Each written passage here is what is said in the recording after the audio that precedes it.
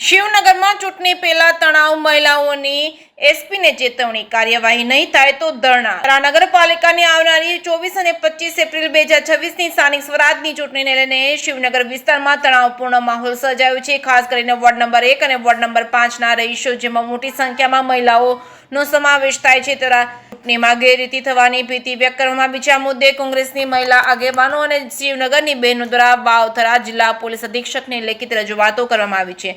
રજૂઆતોમાં ગંભીર આક્ષેપ કરવામાં આવ્યો છે કે વિસ્તારમાં દેશી અને વિદેશી દારૂનું ખુલ્લેઆમ વેચાણ થઈ રહ્યું છે, જે આચારસંહિતાનો સ્પષ્ટ ભંગ છે। મતદારોને લલચાવવા માટે દારૂ અને નાણાંની ગેરકાયદેસર હેરફેર થવાની શક્યતા પણ દર્શાવવામાં આવી છે। મહિલાઓએ વધુ શંકા વ્યક્ત કરી છે કે કેટલાક સ્થાનિક પોલીસ કર્મચારીઓ ચોક્કસ રાજકીય પક્ષ તરફ ઝુકાવ રાખતા હોય તેવી સ્થિતિ ઊભી થઈ રહી છે, જેના કારણે ચૂંટણીની નિષ્પક્ષતા પર પ્રશ્નો ઊભા થઈ રહ્યા છે।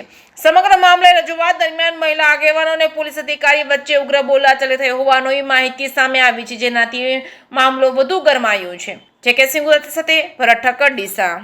નહીં, આજે અમે વોર્ડ નંબર 1ના 4 ઉમેદવારો, વોર્ડ નંબર 5ના ઉમેદવારો અહીંયા એસપી સાહેબને રજૂઆત કરવા માટે આવેદનપત્ર આપ્યું છે કે ખુલ્લેઆમ પાણીની જેમ શિવનગરમાં અત્યારે દારૂ વેચાઈ રહ્યો છે।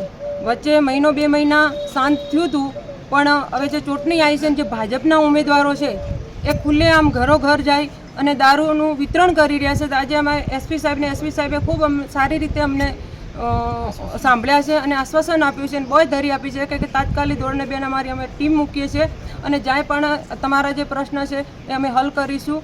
અને જે બે પીઆઈ સાહેબો છે એ નવા છે, એમની પહેલી વખત જ મુલાકાત થઈ છે, પણ અહીંયા જે પૂર્વ એટી ચૌધરી સાહેબ હતા, પટેલ સાહેબ હતા, ખૂબ એમની સારી કામગીરી રહી છે અને અમને એસપી સાહેબ ઉપર વિશ્વાસ છે કે અમારી આ બહેનોની રાડ સાંભળી અને તાત્કાલિક ધોરણે સાહેબ નિર્ણય લઈ અને ટીમ દ્વારા દારૂ બંધ કરાવશે એવી બાંયધરી આપી છે।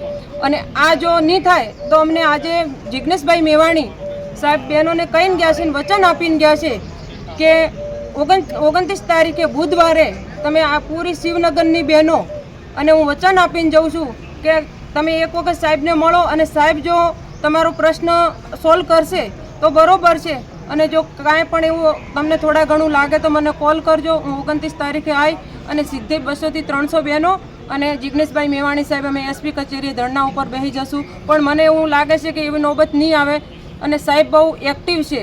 તો સાહેબે આજે અમને આશ્વાસન આપ્યું છે અને જે બાંયધરી આપી છે એટલે અમને થોડોક વિશ્વાસ છે, પણ જોઈશું હવે શું થાય છે।